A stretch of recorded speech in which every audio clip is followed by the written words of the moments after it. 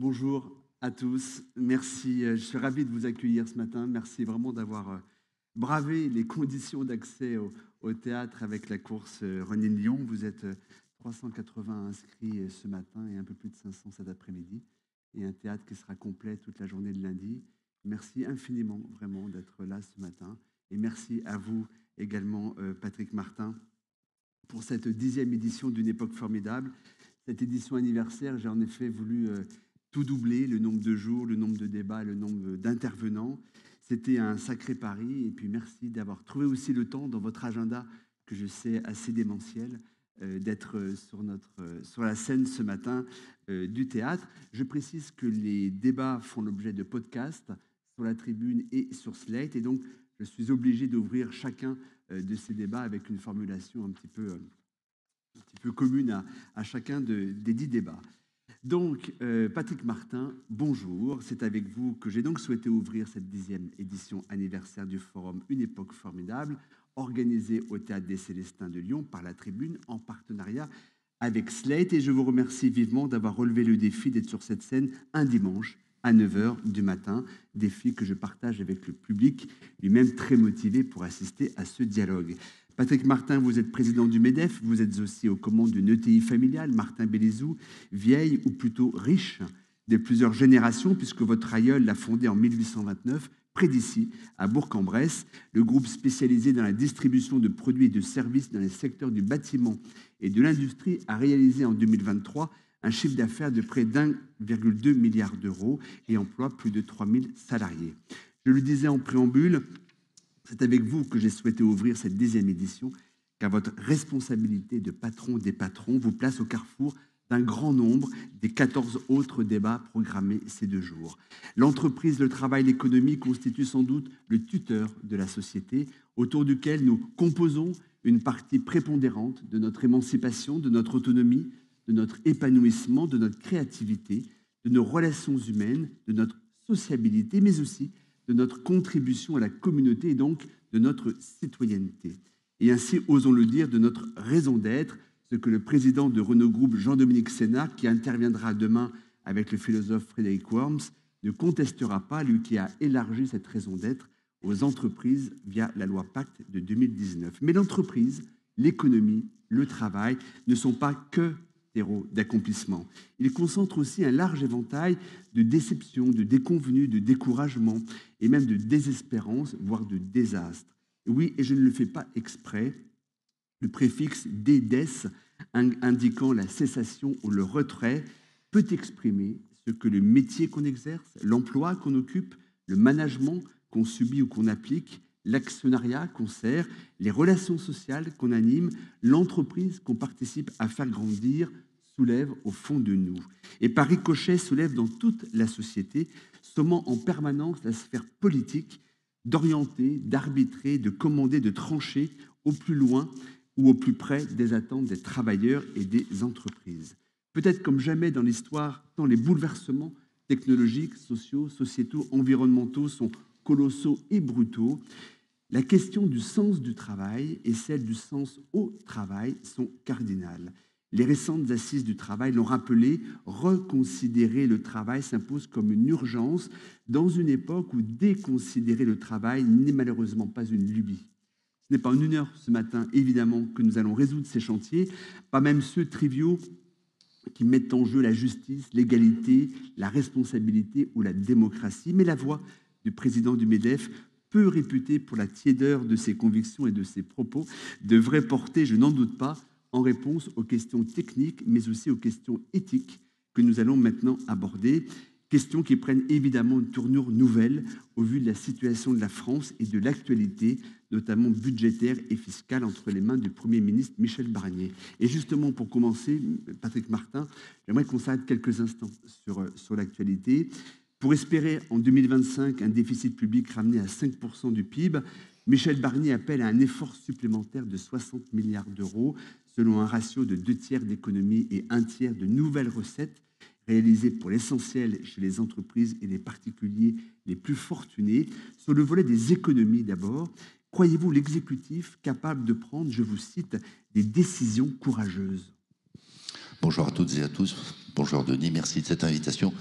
Je ne peux pas laisser dire certaines choses. Je viendrai ensuite à ma réponse, bien sûr, hein, sur la situation des finances publiques et les décisions que prépare le Premier ministre. Je trouve votre présentation du monde du travail très univoque et assez déprimante, hein.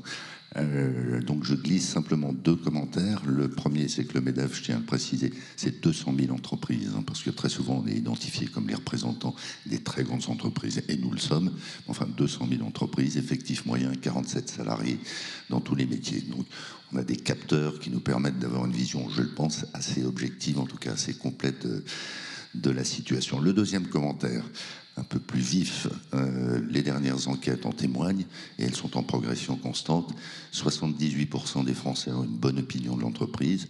A contrario, exactement le même chiffre, 78% des Français ont une mauvaise opinion du politique, ce qui est très préoccupant et que je déplore. 77% des salariés se disent bien dans leur travail.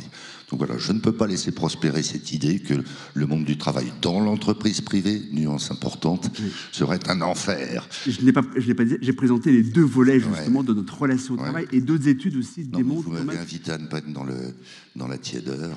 Démontrent que les chiffres peuvent aussi être compris différemment. Ensuite... il y a la conjonction de deux phénomènes extrêmement préoccupants. D'abord, effectivement, un état des finances publiques qui est franchement critique, et ensuite un calendrier qui est extrêmement court et qui finalement laisse au gouvernement très peu de latitude pour imaginer des mesures qui, de mon point de vue, seraient plus intelligentes, plus structurelles et plus pérennes. Je veux parler de la rationalisation de la dépense publique, et donc dans cette forme d'urgence, je le rappelle, l'impératif de présentation du projet de loi de finances, la procédure de déficit excessif engagée par la Commission européenne, et enfin l'imminence de l'avis des agences de notation.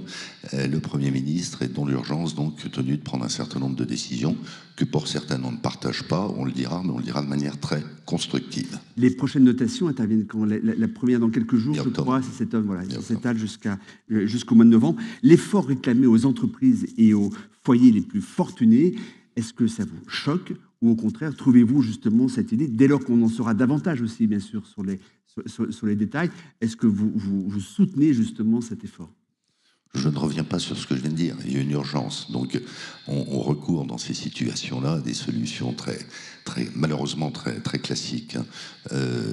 En âme et conscience, j'aurais préféré qu'il y ait donc des mesures plus structurelles, plus projectives et qui altèrent moins la compétitivité des entreprises françaises. Ce débat, il est, comme tous les débats en France, un peu nombriliste. Il ne prend pas en compte la réalité assez cruelle, assez préoccupante de l'Europe et du monde, avec un déclin progressif de l'Europe par rapport aux États-Unis, mais également par rapport à la Chine et demain probablement par rapport à l'Inde.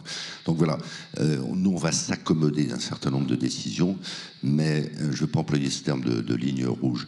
Comme l'a dit le Premier ministre, assez spirituellement l'autre jour à l'Assemblée nationale, parfois très rouge. On peut s'en accommoder sous réserve que ça ne porte pas atteinte aux fondamentaux de notre compétitivité, donc de l'emploi, donc de l'investissement par rapport à ce panorama européen et mondial que je viens simplement d'évoquer. Une question très simple. On découvre depuis quelques mois une situation financière effectivement cataclysmique, 6,2% du PIB de déficit public et une dette publique qui tutoie les 3 300 milliards d'euros. Et on le découvre semaine après semaine, mois après mois.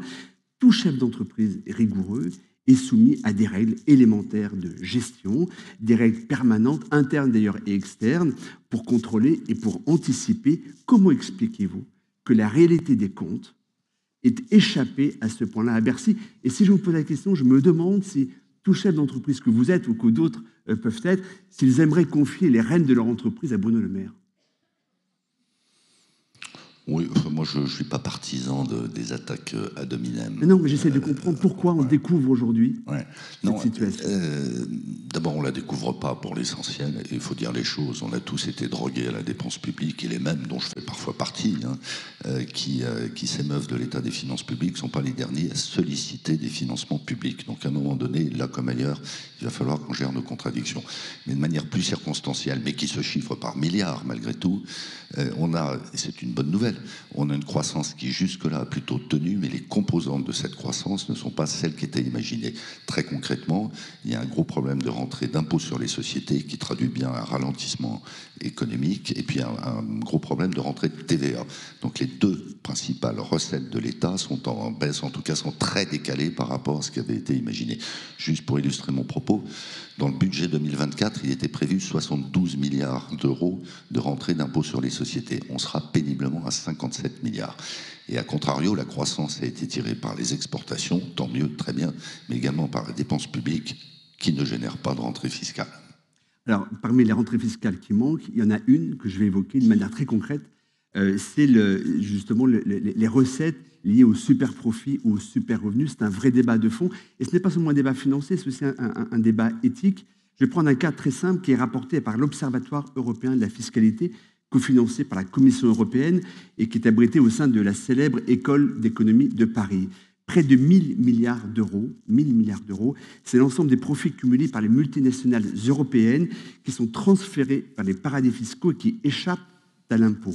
À propos de la famille Arnault, c'était le directeur de l'Observatoire, donc Gabriel Zucman, l'économiste, constate, je le cite, qu'en 2023, elle a perçu 3 milliards d'euros de dividendes au titre des bénéfices 2022 du groupe LVMH. Tout actionnaire lambda est soumis à une flat tax de 30%. La famille Arnault aurait donc dû s'acquitter de 900 millions d'euros d'impôts.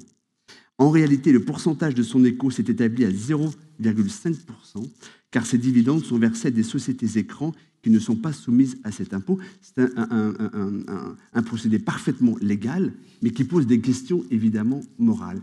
Est-ce que Michel Barnier doit s'emparer de ce sujet? Parce que là, on parle de recettes qui manquent justement aux caisses de l'État. Alors soyons complets, il y a un consensus à peu près, oui, un consensus au niveau mondial pour que soit établi un impôt mondial. Alors les Américains freinent maintenant un impôt qui serait à hauteur de 15%, je pense que ça réglerait ces situations. Mais Denis, je ne vais pas vous surprendre en vous disant que le vrai problème de la France, il n'est pas là. C'est peut-être un problème moral, et la morale est une dimension qui se doit d'être prise en compte.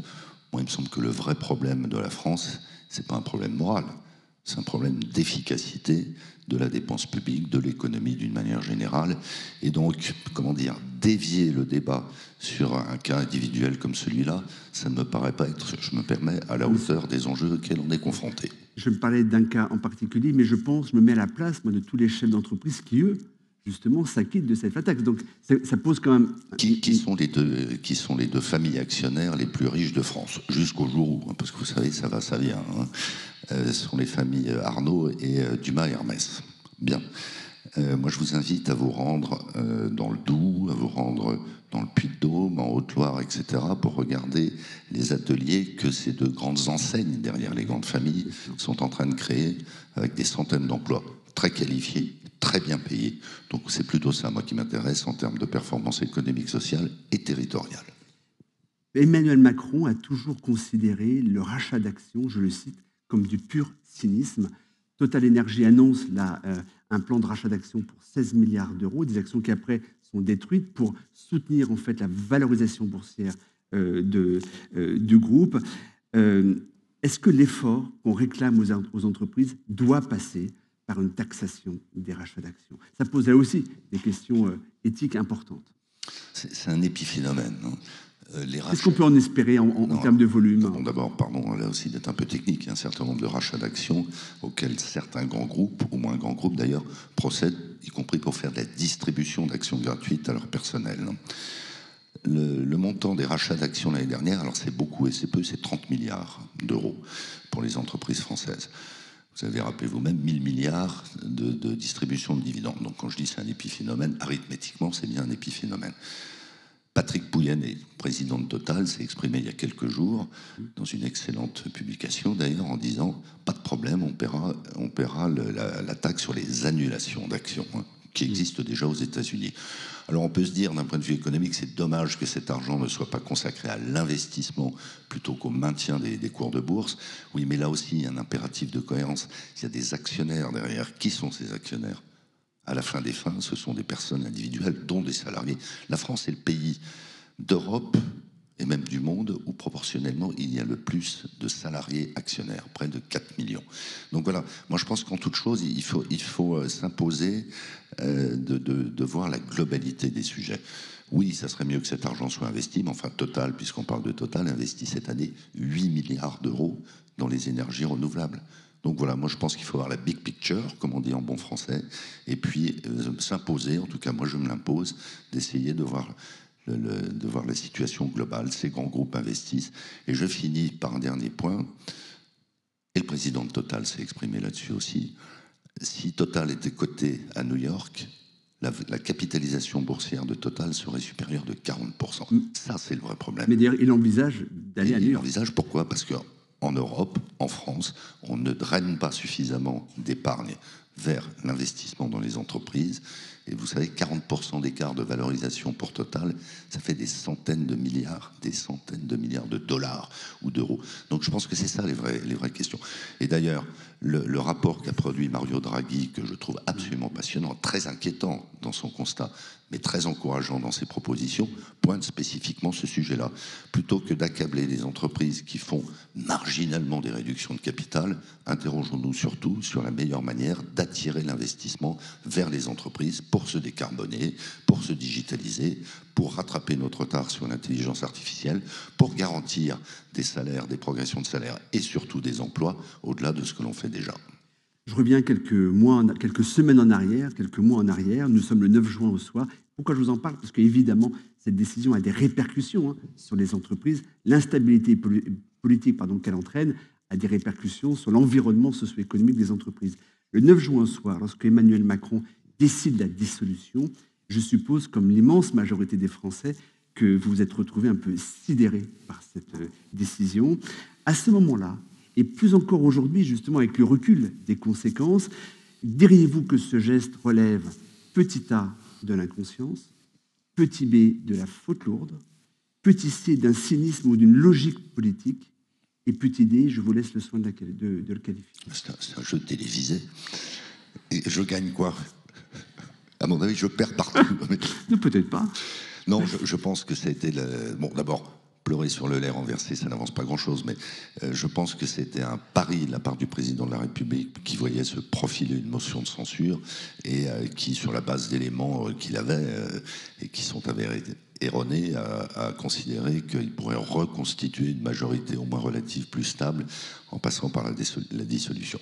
Ça n'a pas marché, c'est le moins qu'on puisse dire. Est-ce qu'on peut aujourd'hui déjà évaluer un petit peu les conséquences de cette décision, justement sur l'environnement socio-économique des entreprises? Moi, je suis très affirmatif. Je reprends le terme de sidération. Depuis la dissolution, et j'allais dire jusqu'à l'installation du gouvernement Barnier, c'est un peu moins vrai depuis, les acteurs économiques, mais c'est vrai des ménages, si on voit l'augmentation du taux d'épargne, comme des entreprises, ont suspendu un certain nombre de décisions, et donc ça freine assez brutalement d'ailleurs la croissance, les créations d'emplois. C'est très impressionnant de voir ça. Hein. Si vous prenez les derniers chiffres, on est sur le fil du rasoir en termes de création d'emplois, mais c'est des créations d'emplois dans le public, c'est déjà des destructions d'emplois dans le privé. Et il y a beaucoup d'entreprises donc, qui ont bloqué des investissements, qui ont bloqué des recrutements, parce que ne sachant pas, pardon de l'expression, à quelle sauce elles allaient être mangées sur le plan politique, donc fiscal, donc budgétaire. Est-ce que le sens des responsabilités que l'on sait intrinsèque aux chefs d'entreprise, à la plupart des chefs d'entreprise, est-ce que ce sens, justement, est-ce qu'un chef d'entreprise, aurait pu prendre une décision aussi, entre guillemets, irresponsable, quand je dis irresponsable, loin de la responsabilité, sans tenir compte, justement, des conséquences de son acte? Moi, j'endosse pas ce terme d'irresponsable, même avec la nuance que vous venez d'y apporter. C'est quand même le président de la République. Constitutionnellement, c'est dans ses prérogatives. C'est arrivé dans le passé qu'il y ait des erreurs. Le général de Gaulle avait lancé un référendum qu'il imaginait bien gagner. Il l'a perdu. Alors, il n'en a pas tiré les mêmes conclusions. Ça arrive tous les jours à des chefs d'entreprise de prendre de mauvaises décisions et qu'avec un peu de recul ou beaucoup de recul, on trouve stupide, aberrante, etc., etc. Ces décisions sont prises en âme et conscience. Je pense que il me semble qu'il n'y a pas beaucoup de... Il y en a trop, mais quand même pas beaucoup de gens suicidaires. Hein. Donc il y avait un calcul qui s'est avéré erroné. Ce moment de l'histoire de notre démocratie, c'est un moment d'histoire quand même, un moment même tragique de notre démocratie, a provoqué un effroi chez les Français hostiles à l'arrivée au pouvoir tout à fait crédible du Rassemblement national. Et tout au long de ce mois de juin, jusqu'au soir du premier tour des élections, vous avez vous-même peut-être personnellement tremblé à cette perspective. En tous les cas, vous avez, pendant la campagne, dénoncé le programme économique du RN, que vous jugez d'ailleurs un petit peu moins dramatique que celui du Nouveau Front populaire. Mais depuis, le RN a revu en profondeur sa copie. J'en cite quelques extraits.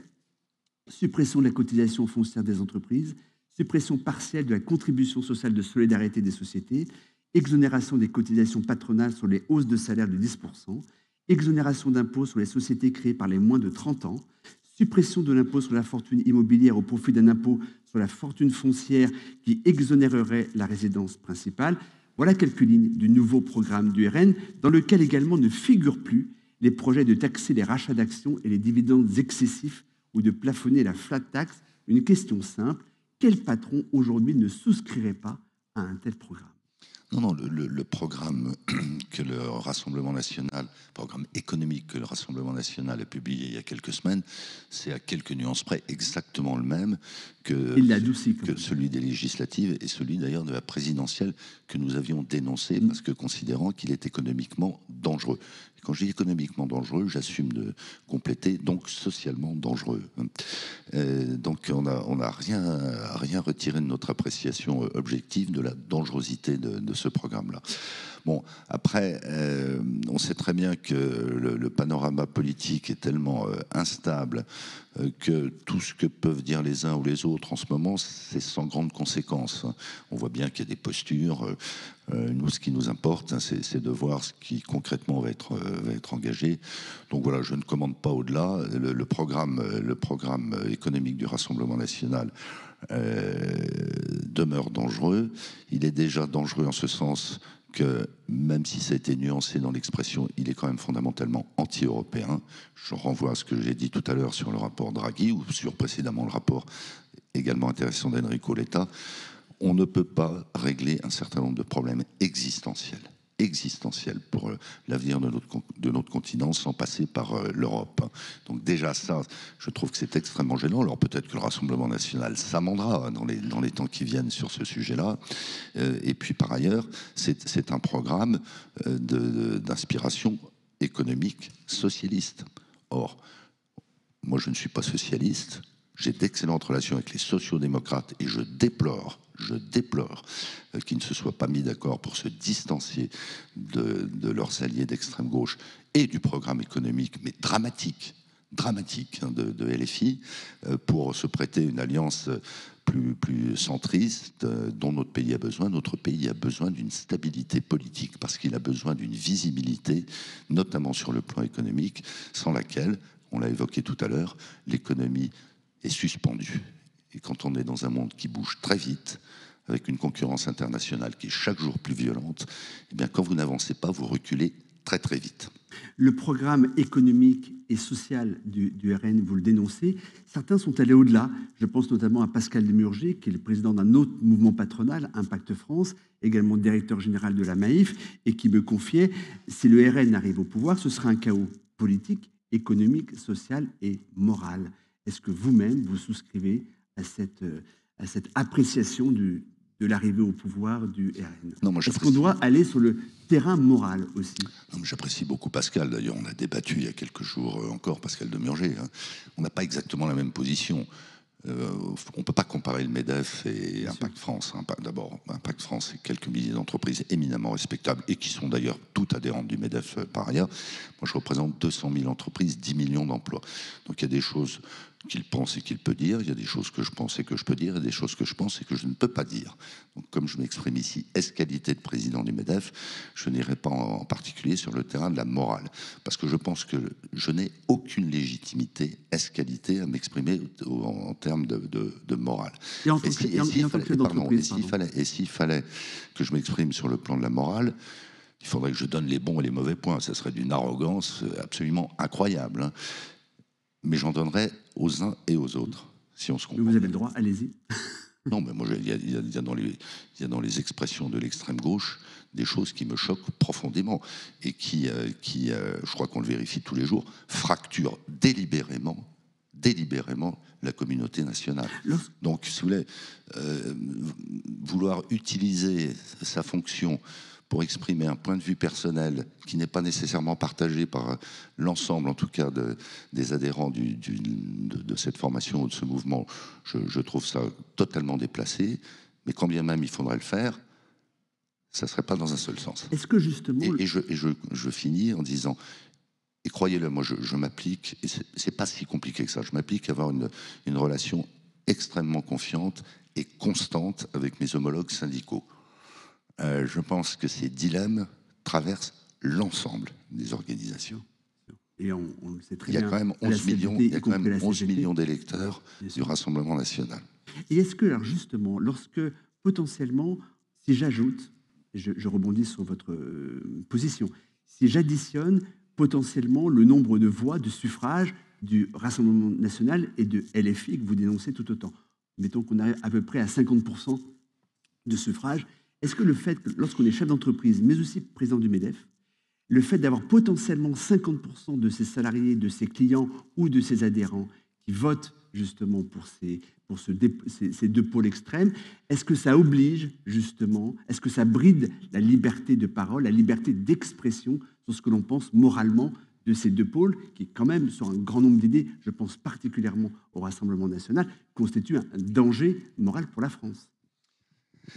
Non, même si je vous prouve le contraire en répondant à vos questions, Denis, moi je ne suis pas dans le commentaire. Nous, en tant que chef d'entreprise, on doit être dans l'action. Et donc, si on doit prendre en compte cette situation politique préoccupante, c'est uniquement pour voir comment la corriger par des décisions. Or, si on analyse l'origine de ces votes, d'abord, ce sont des origines très diverses, mais pour une bonne part, ce sont des votes qui expriment un malaise, parfois une colère, en bonne part liée au fait que notre économie ne produit pas ce qu'elle devrait produire en termes d'emploi, en termes de pouvoir d'achat, en termes d'ascenseur social, et j'insiste beaucoup sur ce point, et c'est pas parce que je suis moi-même provincial, etc., en termes de fracture territoriale. C'est quand même extrêmement typé dans certains votes. Hein. Donc, moi, mon rôle, c'est pas de dire c'est bien, c'est pas bien, c'est pas de jeter des anathèmes ou au contraire de tresser des lauriers, c'est de dire est-ce que cette situation est préjudiciable à la bonne marche du pays ? Oui, y compris sur le plan économique, et de voir comment, à leur place, malgré tout importante, les entreprises peuvent contribuer à ce que ces situations à traduction politique se corrigent sur le plan économique, social, territorial. Et donc, quelque part, on peut penser que l'entreprise, lorsqu'elle a mis en place un dialogue social de qualité, un ascenseur social auquel vous faites référence, une politique d'inclusion, une démocratie interne exigeante, finalement, elle est presque le meilleur rempart à la popularisation des thèses du Rassemblement national ou de l'autre extrême, parce que justement, les gens se disent ce n'est pas dans le RN qu'on va trouver la solution à nos problèmes ou aux problèmes de la France. Donc l'entreprise a presque un rôle, j'allais dire, politique, dans le bon sens du terme, à exercer dans ce champ-là.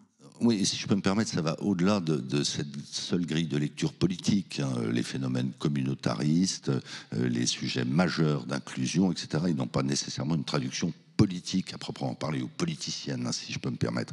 Et de fait, et je pense que les responsables patronaux et syndicaux ont une part de responsabilité dans cette affaire et l'assument, l'entreprise demeure, je suis très prudent en disant ça, hein, demeure un des derniers lieux de concorde dans notre pays. Alors je ne suis pas en train d'idéaliser l'entreprise, même si j'ai corrigé certains de vos propos en début de conversation, mais on voit peu, et pourtant on cherche à les identifier, on voit peu dans l'entreprise ces mêmes fractures extrêmement graves qui sont en train de ruiner finalement la communauté nationale. Alors c'est vrai en France, c'est vrai dans d'autres pays. Hein. Donc c'est un bien précieux.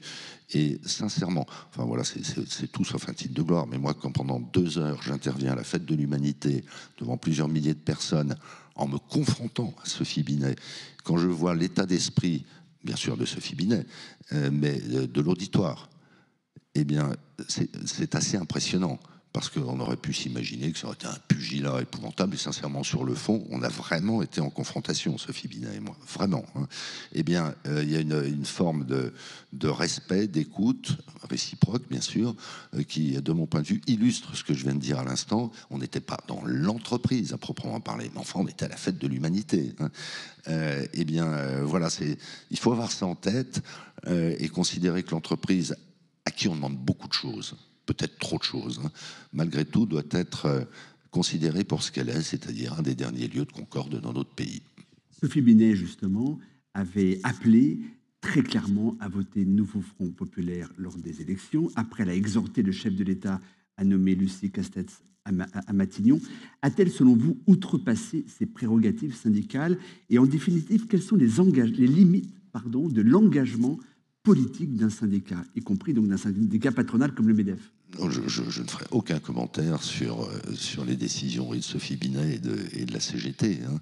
J'ai simplement rappelé tout à l'heure que c'était la seule organisation syndicale à être allée, en tout cas, aussi loin dans cette expression. Bon, on a toute une histoire en France du mouvement syndical et du mouvement patronal qui conduit à ce que, j'allais dire, chacun soit chez soi. Et d'ailleurs, par la même occasion, vous évoquiez tout à l'heure le rôle du politique dans l'économie et dans l'entreprise. Je ne peux pas dire que ce soit toujours très efficace. Ça me renvoie à cette idée que je défends de tout temps et que je m'applique à mettre en œuvre, que la démocratie sociale est quelque chose de très précieux. Et donc, quand il commence à y avoir des interférences ou une confusion des genres, hein, je me permets l'expression, entre ce qui relève du politique et ce qui relève du social, on se trompe un petit peu de débat. Emmanuel Macron, chef de l'État et quasiment chef de gouvernement pendant 7 ans, ça a été une considération assez faible de la démocratie sociale, justement, du dialogue social et des partenaires sociaux. Michel Barnier semble vouloir relancer, justement, le travail des partenaires sociaux en promettant de leur confier, de rouvrir des dossiers aussi aigus que celui des retraites ou d'autres, l'emploi des seniors. Est-ce que vous croyez réellement, justement, que vous allez vous retrouver avec une possibilité de construire un dialogue nouveau? Alors déjà, tout le monde n'en a pas conscience, mais la sphère du paritarisme dit de gestion, c'est-à-dire les organismes gérés par les organisations syndicales et patronales, est d'ores et déjà énorme. Énorme.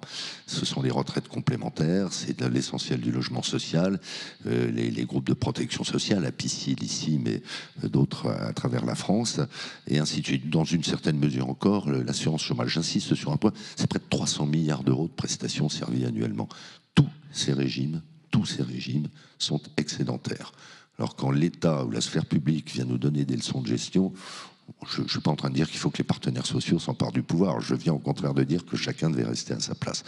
Mais donc voilà, je pense qu'on fait la démonstration au quotidien et très concrètement de notre capacité, malgré nos divergences, malgré nos confrontations, à nous accorder sur des sujets d'intérêt général. Et là, il y a une opportunité, vous sentez qu'il y a une fenêtre de tir possible? Sur le paritarisme, cette fois-ci, plus de négociations. Même principe, même punition.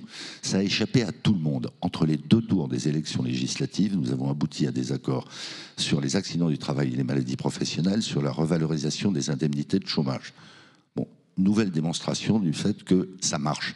Nous avons signé il y a quelques mois un accord sur le partage de la valeur. C'est quand même extraordinaire, alors que le débat, et ça se comprend, le débat central sur le champ politique, c'est le pouvoir d'achat. Tout le monde, les politiques parlent du partage de la valeur. Nous avons signé avec les organisations syndicales un accord fondateur sur le partage de la valeur qui, à l'origine, repose sur un diagnostic partagé selon lequel, je vais vous surprendre, mais c'était signé par les syndicats, selon lequel le partage de la valeur en France est un des plus équitables au monde et ne s'est pas déformé au fil des ans. Nonobstant ce que vous rappeliez sur les super dividendes, ce partage de la valeur ne s'est pas déformé au fil des ans au bénéfice des actionnaires. Il s'est déformé au bénéfice de l'État. Donc voilà, moi je suis pour que dans ce pays, on n'occulte aucun problème. Au contraire, qu'on identifie et que l'on s'empare de tous les problèmes. Mais je suis tout autant soucieux qu'on apporte une forme d'objectivité et puis par ailleurs dans l'expression de respect, sans quoi on part dans des espèces de délire. C'est exactement ce qu'on observe actuellement. Je reviens à Michel Barnier, je pense qu'il apporte précisément une forme d'apaisement, de lucidité et de respect. Ça ne veut pas dire qu'on sera d'accord avec tout ce qu'il va décider. Je reviens, pardonnez-moi, sur la relation des Français au travail. J'entends les chiffres que vous évoquez, je peux en objecter d'autres, et notamment ces fameuses assises du travail qui ont été développées dans le cadre du CNR, qui appellent absolument à reconsidérer le travail, qui prennent un chiffre, une étude très claire, qui a montré il y a 2 ans une bascule, puisque pour la première fois, selon les assises du travail, selon une étude qu'ils ont conduite, une majorité de Français, exactement 56%, estiment que le travail est devenu davantage une contrainte qu'un épanouissement. Et c'est un moment bascule, parce qu'auparavant, vous avez raison, ce chiffre n'était pas le même. Ça veut bien dire que la relation au travail évolue, le contexte est aussi délicat. On voit aussi avec la CNAM le nombre d'arrêts maladie qui croît substantiellement. Ça veut dire quoi de notre relation au travail? Et que faut-il faire, selon vous, pour peut-être revaloriser le goût du travail? Je ne dis pas que ce goût est en train de partir, de s'éteindre, absolument pas, mais on voit qu'il y a quand même des enjeux autour de ce sujet-là. Non, mais Denis, on ne va pas se livrer une bataille de chiffres. L'étude que je citais, selon laquelle 77% des salariés du privé, je vais revenir là-dessus, considèrent être bien dans leur travail, elle est plus récente que les travaux du Conseil national de la refondation. Donc, je ne cite pas des références préhistoriques. Alors, pourquoi dans le public il y aurait à ce moment-là J'y viens. Alors, on a un vrai sujet malgré tout, de compréhension du travail qui est assez spécifiquement français. Hein. Regardez, aux États-Unis, les majors du digital dénoncent leurs accords de télétravail, ça n'émeut personne. Enfin, j'imagine que si, mais enfin voilà, c'est pas un tollé généralisé. Donc on a peut-être en France une pratique, mais surtout une compréhension de ce qu'est le travail qui est un peu décalée. Et à la fin des fins, il y a un principe de réalité jusqu'au jour, et tant mieux s'il advient, où on nous expliquera qu'on peut financer nos régimes sociaux, qu'on peut financer l'innovation, qu'on peut financer la décarbonation, qu'on peut créer de la richesse sans travailler, qu'on le veuille ou non, c'est un peu un incontournable. Donc oui, il faut s'interroger sur les modalités, sur l'acceptation du travail, mais s'auto-flageller à longueur de journée en disant le travail, c'est pas votre propos, hein, mais c'est le propos de certains autres, le travail est une aliénation, nécessairement on entretient cette idée. Et donc on est malheureux. Bon, deuxième point, le taux d'emploi en France n'a jamais été aussi élevé, pourvu que ça dure, et je suis très prudent vu la situation, l'évolution de la conjoncture, n'a jamais été aussi élevé depuis que ce taux est mesuré, c'est-à-dire depuis 50 ans. Alors bien sûr, on peut dire les gens y vont contraints et forcés, la baïonnette dans les reins, un pistolet sur la nuque. Je ne crois pas que ce soit la majorité des cas. Je persiste à penser que le travail, outre le fait que c'est une source de revenus, et puis de temps en temps, il faut être un peu prosaïque. Un patron, c'est prosaïque. Les revenus, c'est quand même pas totalement indifférent. C'est aussi un facteur d'intégration dans la société. Voilà, je me permets ces commentaires, non pas par provocation, mais pour quand même nuancer un certain nombre d'appréciations un peu faciles, selon lesquelles il y aurait un désaveu globalisé du travail. Ça n'est pas vrai. Ensuite, quand on regarde sur un sujet qui est finalement convergent, la France est au monde, proportionnellement à sa population, le pays où il y a le plus de création d'entreprises. Alors, la création d'entreprises, elle vise différents objectifs de revenus, d'autonomie, etc. Mais enfin, la création d'entreprises, c'est un travail, par définition. Donc voilà, tout ça me rassure d'une certaine manière. Ça n'enlève rien à la responsabilité des entrepreneurs pour qu'effectivement, il y ait un consensus, idéalement un élan autour du travail qui soit partagé. Et je reviens à cette nuance importante, je parle bien des entreprises privées. Je citais les 200 000 entreprises adhérentes du MEDEF, elles sont privées. Et moi, je suis très impressionné de voir que les comportements, et singulièrement en matière d'arrêt maladie, ne sont pas du tout les mêmes, mais pas du tout les mêmes entre le privé et le public. Je cite là aussi un chiffre, pardon. L'absentéisme dans le secteur public, les 3 fonctions publiques, coûte 16 milliards d'euros par an pour un quart des actifs. Dans le privé, donc pour 3/4 des actifs, c'est 17 milliards d'euros. Est-ce que les entreprises privées empêchent leurs salariés de se mettre en arrêt maladie? Quand bien même elles le voudraient, elles ne le pourraient pas. Donc ça traduit, pour moi, c'est un peu l'illustration caricaturale que dans la sphère publique, avec des grosses nuances, bien sûr, de l'une à l'autre et d'un acteur à l'autre au sein de chacune de ces 3 fonctions publiques, il y a de sacrées marges de progrès en termes de management, en termes d'organisation du travail, en termes, en définitive, d'adhésion au projet. Et c'est un des sujets que j'ai avec les syndicats, parce que les syndicats, finalement, sont plus présents dans les fonctions publiques que dans le secteur privé. Donc, ils ont forcément des grilles de lecture tout à fait honnêtes et objectives, qui sont un peu biaisées par cette situation. Et je finis, parce que c'est un titre de gloire, l'apprentissage. 1 million d'apprentis en France maintenant, c'est une immense victoire collective. Combien d'apprentis dans le secteur public, Denis? 25 000. Parlons de pouvoir d'achat et de salaire décent. Michel Barnier préfère le niveau de vie, d'ailleurs, à la notion de pouvoir d'achat. Et ça, donc, ça suggère justement cette notion de salaire décent. Michelin l'a fait en partant du principe que le SMIC ne permet pas de vivre dignement. Le SMIC sera de 1 802 €, je crois, au mois de novembre. Les salariés Michelin de Clermont-Ferrand émargent au minimum à 2 113 € et ceux de Paris à 3 300 €. Est-ce que ce cas doit rester unique ou est-ce que quand même il permet justement de mettre en débat cette notion de salaire décent et aussi de disjoindre peut-être ce que doit être un salaire à Paris et un salaire en province? C'est un sujet, y compris constitutionnel, très lourd, mais est-ce qu'au moins on peut peut-être le mettre en débat? Alors, je voudrais commencer par rappeler que quand on parle de pouvoir d'achat au niveau de vie, dans le débat, on ne parle que des recettes, on ne parle pas des dépenses. Ce que je veux dire par là, c'est qu'on occulte complètement un sujet essentiel qui est celui du logement. Le logement, c'est 40% des dépenses contraintes des ménages modestes. Et c'est beaucoup plus dans les métropoles, à Paris, mais c'est vrai à Lyon, que dans des zones moins tendues sur le plan du logement. C'est une faillite coupable des politiques publiques des dernières années d'avoir non seulement renoncé à encourager la construction de logements, mais tout fait pour réduire la construction de logements. Et pardon, là aussi, ne le prenez pas pour une provocation, mais le zéro artificialisation nette, alors même qu'on empêche aux ménages modestes de se loger en centre-ville parce qu'on ne construit plus et que donc le coût des logements est inaccessible, on les empêche également de construire le pavillon de leurs rêves en lointaine banlieue. Et donc, c'est un motif à la fois de dégradation du pouvoir d'achat et de désespérance. Donc, de temps en temps, dans les politiques publiques, il faut prendre en compte l'acceptabilité sociale. Donc voilà, adressons voilà aussi le sujet des dépenses autant que des recettes. Ensuite, sur les recettes, ça renvoie à un sujet essentiel, et moi je tarabuste les organisations syndicales, mais également les politiques pour qu'on en vienne à ça. Le financement du modèle social français est largement assis, on le sait, sur des cotisations sociales. Sophie Binem a repris sèchement la fête de l'humanité, je parlais de charges sociales, c'était paraît-il offensant, donc je parle de cotisations sociales maintenant, ça me pose aucun problème d'ailleurs.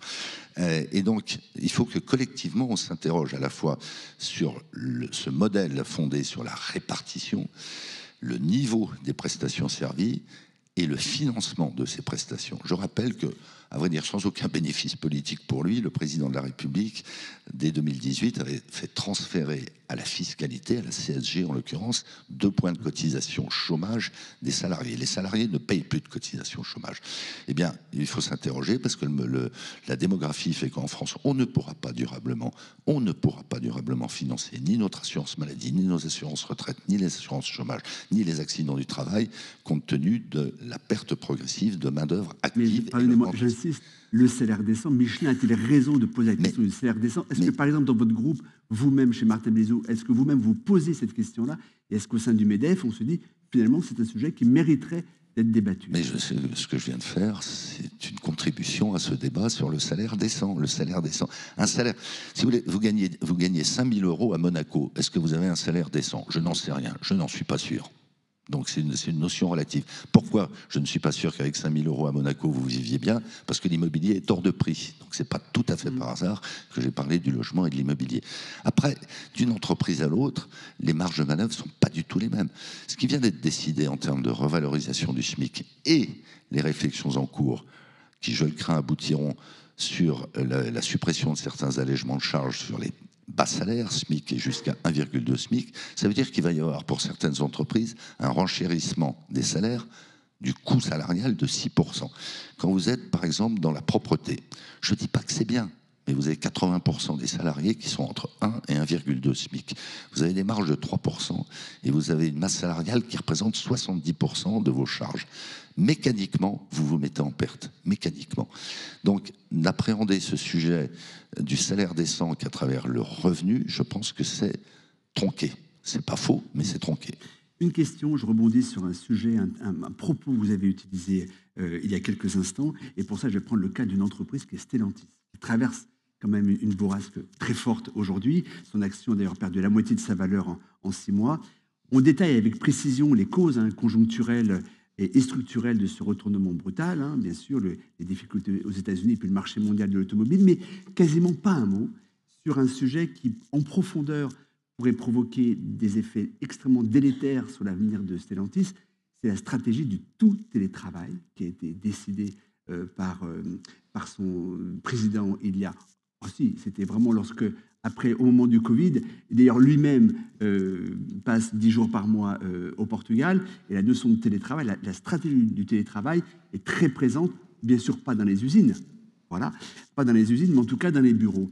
Est-ce que ce mouvement du télétravail, dont on voit effectivement aux États-Unis aujourd'hui, on est en train de revenir sur lui, est-ce qu'il est réversible ou est-ce que de toute façon, on ne pourra plus revenir en arrière? Ça, c'est une certitude.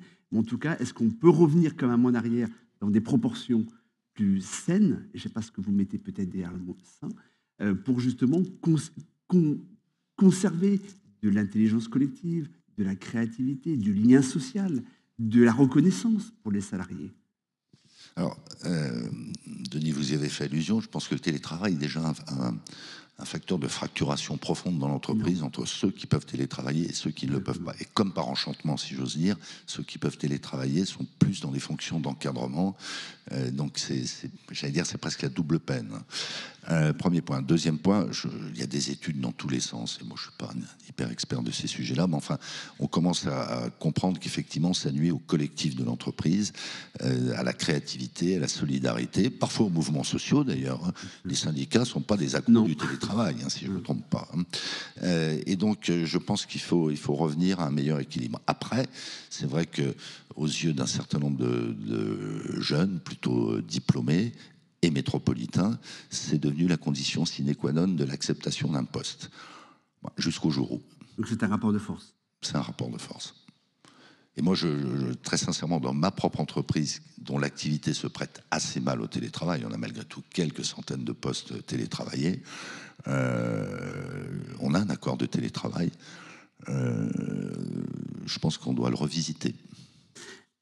La Cour des comptes appelle à supprimer 100 000 postes dans la fonction publique territoriale. Est-ce que c'est la démonstration que la réforme territoriale, qui avait pour vocation justement de rationaliser les économies, de dégager des économies, est-ce que c'est la démonstration que cette réforme est un échec? Oui, c'est un peu réducteur, mais en partie oui. Et puis il y a une forme de déresponsabilisation du fait d'abord des interférences entre tous les décideurs, dont l'État, pas que les collectivités locales, et puis une forme d'anonymisation finalement des responsabilités dans bon nombre de communautés de communes. On ne sait pas qui est le président de la communauté de communes. Donc moi je crois qu'en toute chose, il faut clarifier les responsabilités et puis les incarner. Voilà, parce qu'à la fin des fins, on est en démocratie, c'est très bien ainsi, une sanction qui peut être une sanction positive, c'est-à-dire la réélection, le cas échéant, triomphale. Plus généralement, ça fait partie de ces tabous qu'on ne peut plus s'offrir en quelque sorte, que de laisser prospérer consciemment ou inconsciemment une espèce d'emballement de dépenses, de création de postes. Moi, je me garde de considérer que les fonctionnaires ne travaillent pas, c'est totalement faux. Et on manque de fonctionnaires de première ligne dans la santé, dans l'éducation, probablement dans la sécurité, mais on a par ailleurs des fonctions de back-office qui sont devenues totalement pléthoriques. C'est le cas pour les collectivités locales parce qu'il y a des redondances finalement. Mais c'est pire que ça. Comme chacun veut exister, il marque son territoire et donc ça crée des confrontations, ça crée des délais, ça crée des incompréhensions.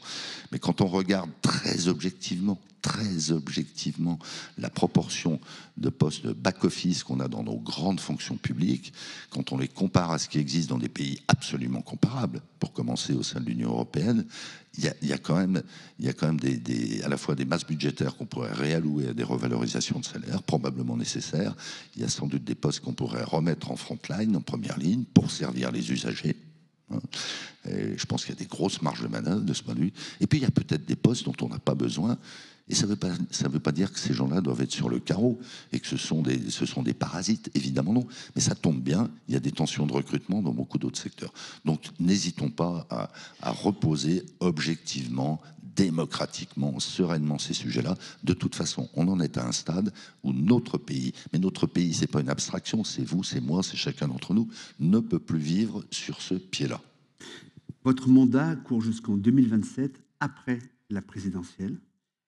Si nous admettons que le MEDEF exerce de facto un rôle politique, pas du tout au sens partisan du terme, mais un rôle politique dans la cité et même une responsabilité politique, quelle forme donnerez-vous d'ici 2027 à votre mandat? Eh bien, aller toujours plus loin dans le sens de la responsabilité des entreprises, ça veut dire deux choses. C'est-à-dire qu'elles assument chaque jour un peu plus ces responsabilités qui, je l'ai évoqué tout à l'heure, sont chaque jour un peu plus larges, mais aussi qu'elles le fassent savoir. Et ça m'amène à mon dernier point. On va lancer dans les jours qui viennent ce qu'on a appelé un front économique. Alors c'est un de nos adhérents qui est parfois malicieux, qui dit il y a le nouveau front populaire, on va faire le nouveau front patronal. Ça fait NFP contre NFP. Non, surtout pas.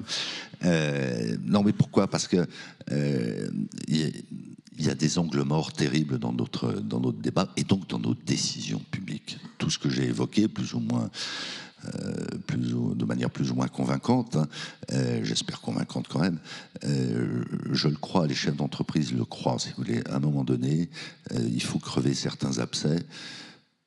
J'insiste beaucoup là-dessus de manière respectueuse, rationnelle, démocratique. Je donne quelques exemples. Les mêmes qui appellent de leur vœu l'électrification des usages et une souveraineté nationale sont les premiers à s'opposer à la mise en exploitation de la mine de lithium des Chassières dans l'Allier. Demain, de la remise en service, puisqu'elle a été exploitée à une époque, de la mine de tungstène de Salaud en Ariège. Ce sont les mêmes qui disent il faut électrifier les usages, qui s'opposent à l'installation de gigafactories. Je ne suis pas sûr que le modèle de la gigafactory de batterie soit dans la durée le bon modèle, mais peu importe. Et donc, si on ne s'applique pas les uns et les autres, et en tout cas les chefs d'entreprise, le MEDEF en tant que tel, à poser ces débats-là, eh bien, on va continuer, et ça va empirer. On va continuer à se crêper le chignon, à se chercher des poux dans la tête. Alors, pour ceux qui ont un système capillaire, le chignon, les poux, bon. Et ça ne peut déboucher que sur le chaos politique. Et la pire des choses, au risque de paraître cynique, la pire des choses, y compris pour l'entreprise, c'est le chaos. Donc, raison de plus pour que nous soyons contributeurs à ces débats exigeants, lucides, mais pacifiés. Et donc, je vais m'employer à ça. J'invite à nous rejoindre pour conclure ce dialogue Cynthia Fleury, philosophe, psychanalyste, et qui en quelques instants, justement, va commenter finalement notre dialogue et surtout vos propos.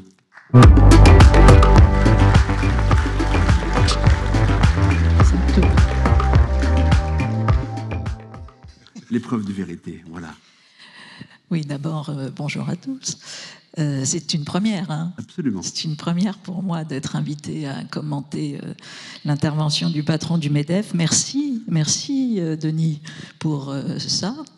Donc, non, plaisanterie, il y a des choses qu'on partage. Une des premières choses, je dirais, c'est que les entreprises, pour moi, sont des acteurs fondamentaux, vraiment, hein, je le dis sans aucune... démagogie, mais des acteurs fondamentaux de la transformation de ce monde, pour des raisons très simples, si vous voulez. C'est que, il y a une centralité du travail. Alors, on va revenir sur le fait qu'elle est soit douloureuse, soit pas douloureuse, etc. Mais il y a une centralité du travail dans la vie de chacun d'entre nous. Deux, les entreprises sont des échelles humaines.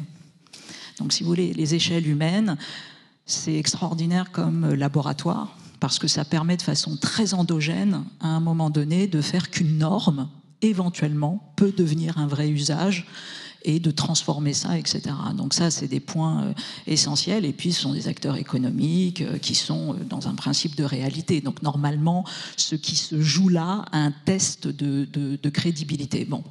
Donc ça, on est d'accord là-dessus. Là où je ne suis pas tout à fait, bien sûr, en phase, c'est sur la question du rapport douloureux au travail, pour une raison très simple, et c'est pas un problème je ne vais pas jouer les derniers chiffres, etc., parce que je pense au contraire qu'il faut prendre un peu de recul et voir au long cours. Et au long cours, la messe, hélas, est dite, et je préférerais que ce ne soit pas le cas. Mais ça fait 20 ans, 25 ans, que toutes les études sur les risques psychosociaux, sur la perte de sens au travail, sur l'incompréhension d'un rationalisme gestionnaire qui n'a pas de sens, sur un profit décorrélé des responsabilités sociales, des responsabilités environnementales, des responsabilités sociétales, etc. Je ne dis pas qu'on n'a pas fait des transformations radicales, hein. On a fait des transformations, mais qui sont encore trop peu, et on le voit non seulement sur la génération des actuels, mais sur la génération de ceux qui arrivent et qui veulent fonctionner différemment.